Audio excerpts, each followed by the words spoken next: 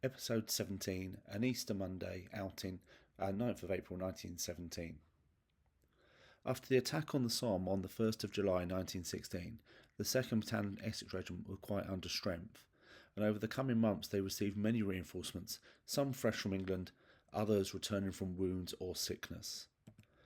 One person who returned to the battalion in time for this attack on the 9th of April 1917 was Robin Monypenny, who we've met in many earlier episodes, particularly those about the fighting at Second Ypres. Now, Robin Monypenny had actually been with the 3rd Battalion Essex Regiment, the Reserve Battalion, in Felixstowe, Essex, and had been ordered back to the front and had actually been ordered to a completely different regiment. But he took it upon himself to ignore those orders and find his way back to what he saw as his home at the 2nd Essex. Now, whilst he was keen to get back to the battalion, he probably did still have some thoughts back to Felixstowe because he'd become engaged to a young woman he calls Brenda in his writing.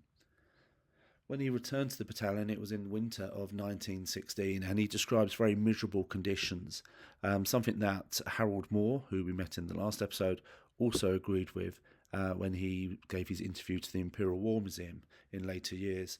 And Harold Moore spoke extensively about the misery of this winter of 1916 into 17, including things such as an outbreak of mumps within the battalion.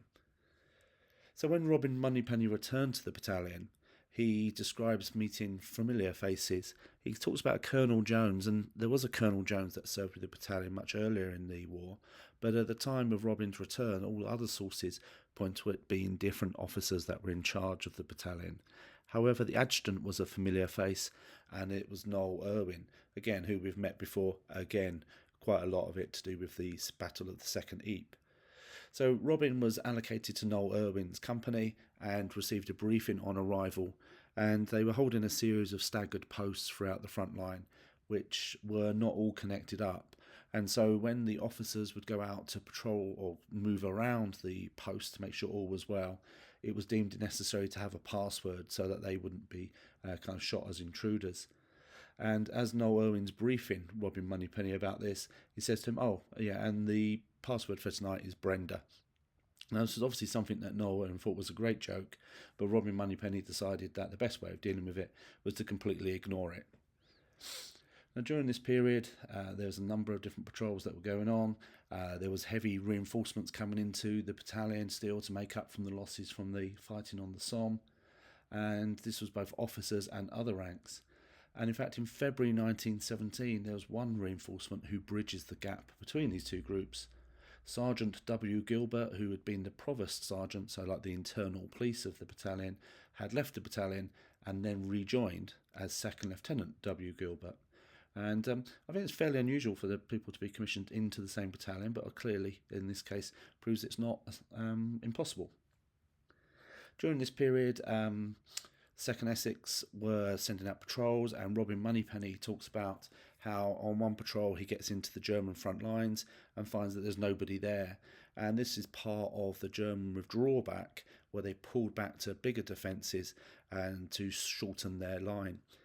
Now, this was to have an effect on the British plans because there was a planned attack to be taking place in the spring of 1917, but the Battle of Arras was to continue. And that is where we're going to jump to next. The background picture there shows you the plan of the attack, and you may just about be able to see in the middle bottom of the screen the number 4 for the 4th Division and then the 12th Brigade, and you'll remember the 2nd Essex is part of that. So that will show us as the rough area that they would be attacking. Noel Irwin described the attack as follows. On the 9th of April, the 9th Scottish Division opened on our front east of Aras and met with immediate success. The 4th Division, following closely in rear, passed through an early afternoon and reached the Green Line, their objective for the day, and consolidated prior to continuing their advance next day. So not a great deal of detail there, but Robin Monypenny thankfully gives us quite a lot more detail. This is from his account. The assault was to be made in 3 distinct phases. The first assault after the primary bombardment was to be made on the Red Line, a series of trenches about half a mile deep which composed of the enemy's first line of defence. For this purpose the troops were already in position and around our own front line, which is east of the town of Aras. The second wave was to follow the first and then go through them and take the Blue Line, consisting mainly of a line of strongly fortified redoubts and the deep railway cutting of the Arras-Lens railway. The troops were first assembled in underground caves in and around Arras and moved up in the morning of the attack. Our division took part in the third wave and captured a Green Line, a double row of strongly fortified trenches beyond the Blue Line. For this purpose we moved up on the morning of the assault along the St. Catherine-St. Nicholas route. Aras was pretty well knocked about, although nothing as bad as Ypres had been when I was there. Snow was still falling as we went through early in the morning of the 9th of April, and this is a picture from the Imperial War Museum of Arras at the time of April 1917. Returning to Robin's account. As we passed the first line at St. Nicholas, we came below a ridge where the artillery was massed, literally wheel to wheel and pounding away as I've never heard before, and we had to put cotton wool in our ears to prevent our eardrums from bursting. The noise was appalling. Now, the regimental history covers this obviously as well, and the following text comes from there. On reaching the old British front line, which is marked in the blue trenches here on this slide, on reaching the old British front line, the Essex shook into artillery formation and thus continued their progress until they reached the cemetery north of St. Laurent-Blagny. An hour's halt was there called to allow the Cameronians to pass through for the effort against Athies. And Athies is just over there on the very right-hand side of the screen. At 2:10 p.m, the battalion halted near the latter village, 2nd Lancashire Fusiliers on their right, and the 1st Somerset Light Infantry from the 11th Infantry Brigade on the left, and the companies deployed into waves and fixed bayonets. At 3 p.m, the 12th Brigade was in movement on a 3-battalion front without being impeded by serious hostile artillery fire. And this is another picture from the Imperial War Museum showing the conditions along the river. This is obviously taken a bit later as the troops are quite happy to be out. Continuing, picture of Noel Irwin there, and also a picture from the regiment, the official history in the background there. The Essex captured their first prisoners through a mopping up party in Cam Trench, well past Athies, and at 3:20 p.m. they had crossed the ravine lying to the northeast of that village, within striking distance of Fampoux. Here an important capture was made of 4 9.5 guns and 1 77mm gun, some of their crews being taken from the dugout in which they sought shelter. And this is a picture from an artist, Lieutenant Richard Talbot Kelly, the Battle of Arras. It actually said the 10th of April, but could well be he saw it the day afterwards. And it's a captured howitzer near Fampoux. So returning to Robin Monypenny, his account of this. There was a terrific artillery fire being poured into the German lines as they waited behind the guns. The second wave had encountered some resistance along the cutting and in the bank, which should give the enemy a certain amount of shelter. After about an hour's wait, we followed up, at first in artillery formation. The fight was waging way to the front of us, and we moved forward over the shell-smashed German lines, barbed wire around as it had been turned up, dugouts blown, dead bodies or rather bits of dead bodies, with here and there the occasional jock who had been shot by some solitary survivor. Presently we passed over the Blue Line and were concealed, consolidating their gains. We collected the wounded and were moving past them in an extended order. An artillery fire came down to cover advance. I was actually in the front line of this advance. The barrage kept a full line, curtain continuous, about 100 yards ahead of us, creeping forward at walking pace. The smoke and fountain of earth helped to conceal advance, as well as tended to diminish any fire from snipers or machine guns or any entrenched infantry ahead. A few small tanks ordered ahead along behind us, the first I had seen, to help us in case we got caught by a snag in the way of a nest of machine guns. The Germans opposite us had been fairly effectively silenced, though a few shells kept falling. One actually hit a tank and knocked it out just behind me. It was not long, however, before all the tanks were out of action, and I don't think we thought much of their use at the time. We had gone about 500 yards, 2 guns of the German artillery hidden in a dip running across our front. We took them in one concerted rush after they bowled over a few of our men. The fact we'd been in a thin, extended order saved further slaughter and saved the rest of us. A few of the gunners who resisted, the small arms we bayoneted, the rest had their hands up in surrender. They were collected and sent to our rear under escort. Returning to the regimental history, it says the German system around about Fampoux was reached at 3:40 p.m. The wire was uncut, but the enemy could be seen hurrying away. 2 machine guns suddenly opened fire and killed 3 men cutting wire, but 2 Lewis gunners quickly put them out of action by a spirited attack firing from the hip. The trenches and dugouts of the enemy's 4th system were cleared, yielding 150 prisoners and 3 machine guns. Returning to Robin's account of these events. Presently came to the northern outskirts of the village of Athies and the 2 lines of defence facing us. The wire was fortunately pretty well cut up and the defences considerably battered, and they moved forward from there. We jumped forward in his account. So far our casualties have been fairly light and we sent back a further prisoners. Our final objective had to be overcome. We set out about half a mile in advance. In the first few hundred yards we hardly fight out except by artillery, and we shake our lines out into parade-like order again. By this time I had ceased to function, as we were so far... our artillery was ceasing to function as we were so far ahead, and the person responsible for the liaison between the attack and the support artillery seems to have fallen down in his job. Anyhow, from now on we are on our own, without them and with much heavier German shelling against us.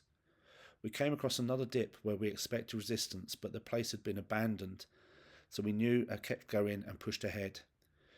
Then we inside of our last objective, the last of the Green Line. We came under really heavy fire. Nothing daunted, we moved on, men dropping faster here and there and the gaps being filled up with those from behind. We moved steadily on with the crashes and continuing increasing and began to charge. We rushed at the barbed wire, but with our dismay we felt it was utterly untouched by artillery and at least 30 yards deep. So it was terrible stuff. And it talks about, I won't read the whole thing at length, but he talks about German firing at them from the trench, and that the machine gun in the German trench was firing at them. And this is his words again: "We've been fired at point blank range. I could hear the swish of machine gun bullets as it swept up and down our lines. I felt utterly nonplussed for a moment, and I dived down to the earth, and I get the fire through the wire at the German trenches.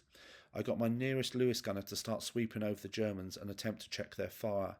Under cover of this fire, other troops had discovered a gap in the wire and dashed in. Seeing the move, we got up and made a dash straight towards the line." He talks about his trousers getting ripped and knocking his knees out as he goes through the wire.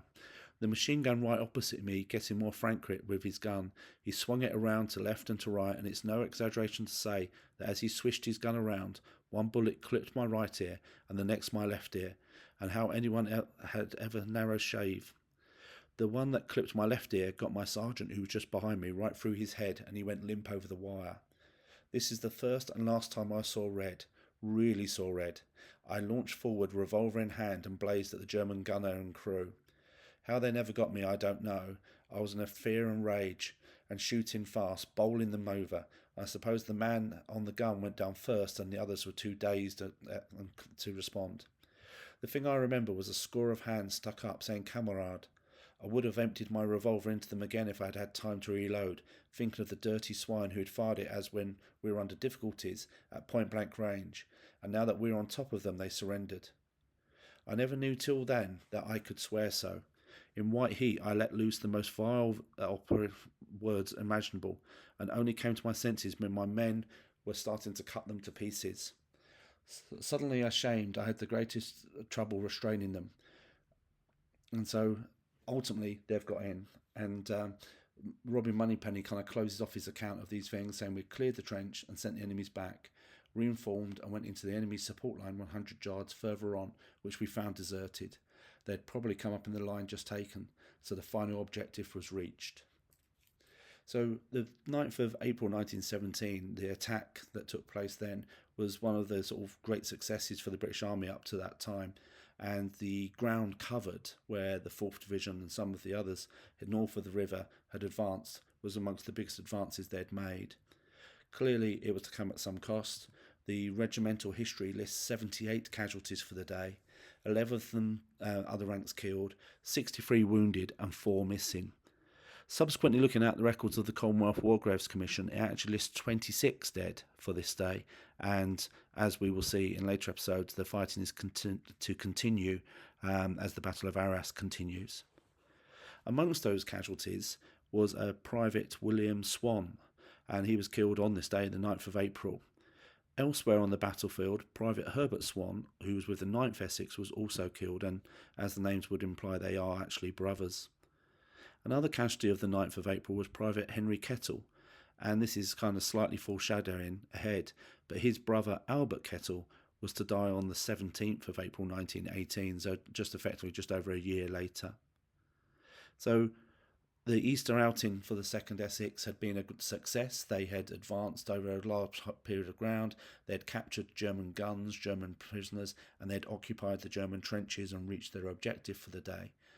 But this wasn't to be the end of the battle. They were to be in action again the next day, and the next day, and so on. And we'll look at those in later episodes.